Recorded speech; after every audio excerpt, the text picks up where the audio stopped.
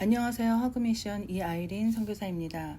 현재 빚어지는 캄 선교회 차영규 목사와 저희 허그미션 간에 벌어진 일로 사실 여부를 말씀드리기 위해 이 글을 드립니다.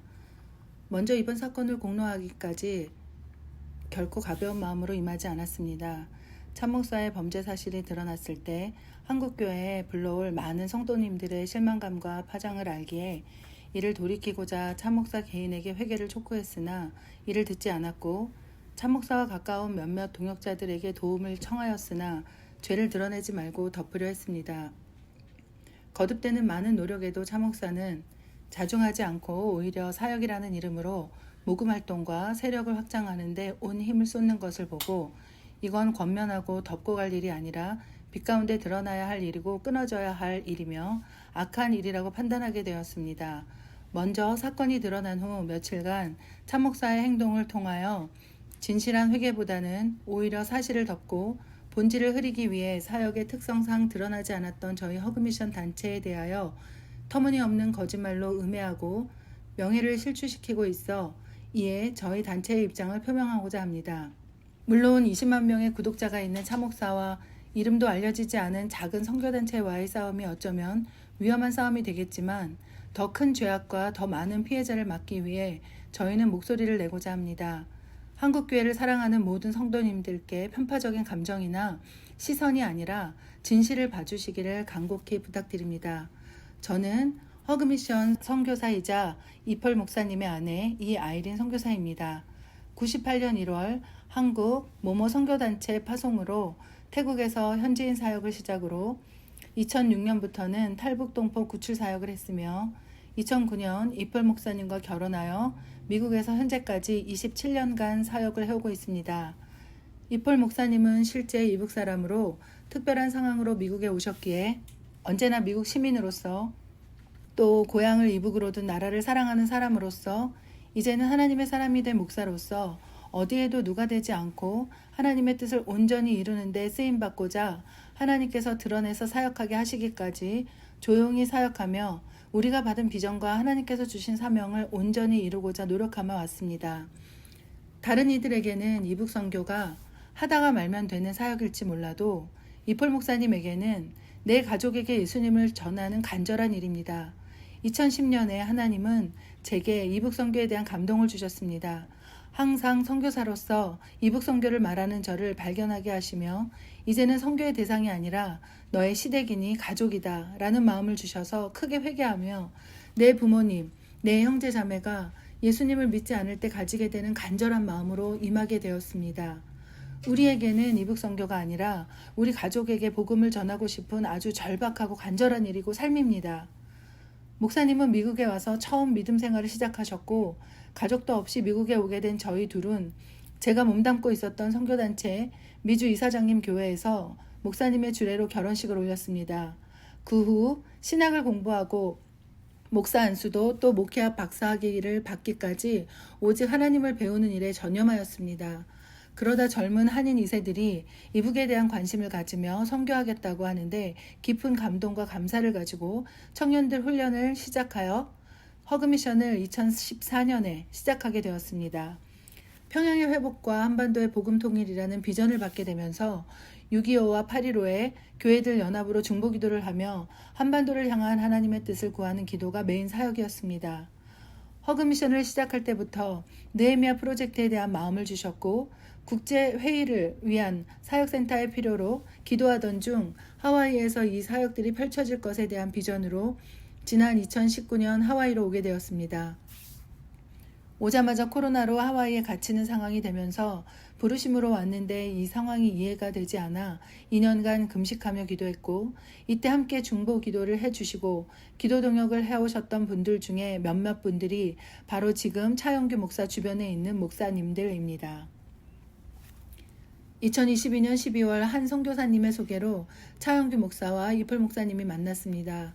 저희에게는 삶과 생명인 선교사역이었지만 차 목사는 하나님의 이름과 동역을 빙자하여 자신과 내연녀가 함께 도피할 수 있는 도피처로 하와이를 선택하고 하와이에서 선교활동을 하는 저희 단체에 의도적으로 접근하였습니다.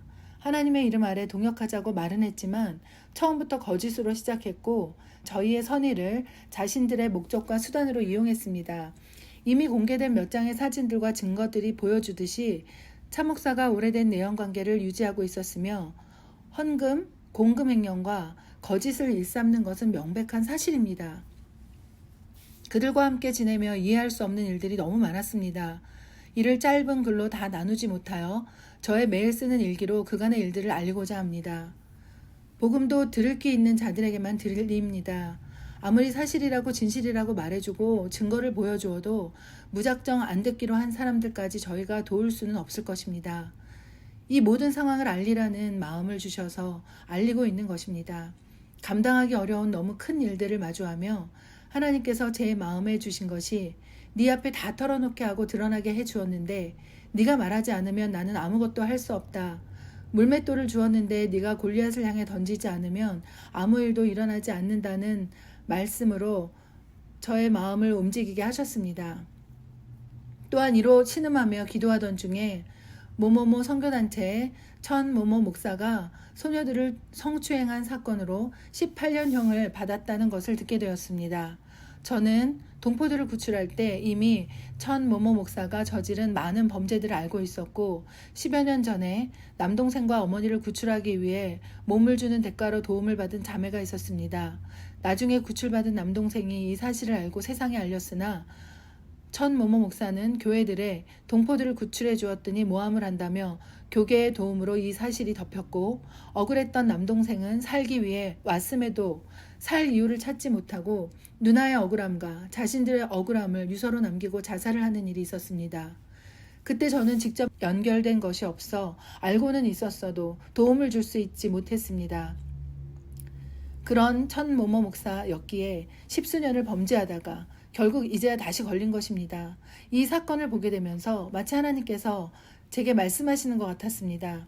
하나님께서 제게 그때는 너와 직접 연결이 없었지만 지금은 네가 직접 겪은 것인데도 드러내지 않겠냐고 물으시는 것만 같았습니다.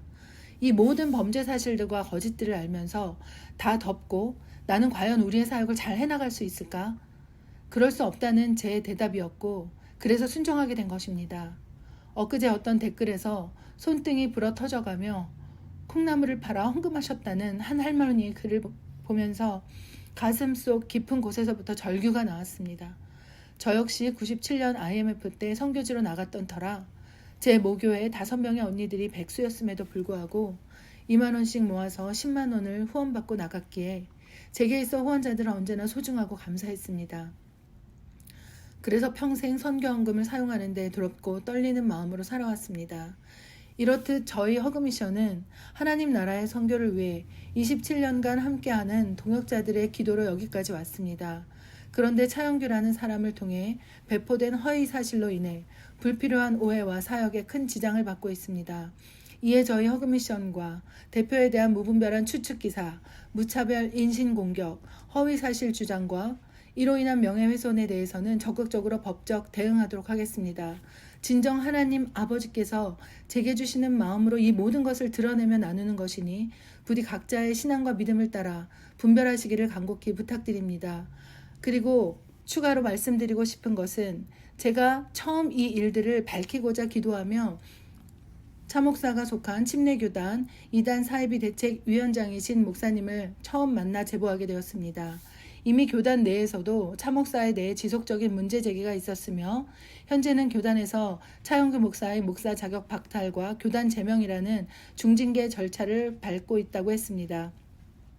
이 사건에 대해 처음 제보받으시고 모든 과정을 지켜보신 목사님의 페이스북 글을 함께 올립니다. 감사합니다.